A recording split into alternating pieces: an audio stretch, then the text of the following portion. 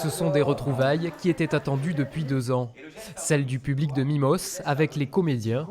9h30 ce matin, premier spectacle, Désobéir. Une forme de conférence-dialogue sur le thème « Est-il urgent de désobéir ?» Guillaume, Mais débile. assieds-toi. T'as l'air fatigué. Est-ce que si vous obéissez, vous devenez vous-même débile? Vous voyez ce que je veux dire? Après ces mois de non-rencontre avec le public, cette forme-là, en tout cas, elle est jouissive pour moi. C'est une explosion de joie. On arrive un peu fragilisé quand on a perdu nos habitudes et ça demande encore plus de courage d'aller sur scène qu'avant.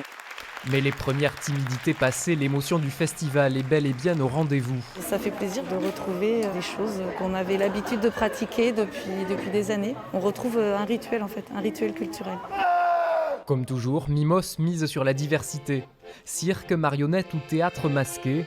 Un programme qui fait cette année son apparition sur mobile avec une toute nouvelle application pensée pour les spectateurs. Il y a toutes les infos, des infos sur les compagnies, des infos sur les spectacles. Si le temps nous oblige à annuler ou déplacer un spectacle, on va pouvoir leur envoyer une petite notification. Et pour les spectacles du off, ils peuvent voter directement sur leur application smartphone.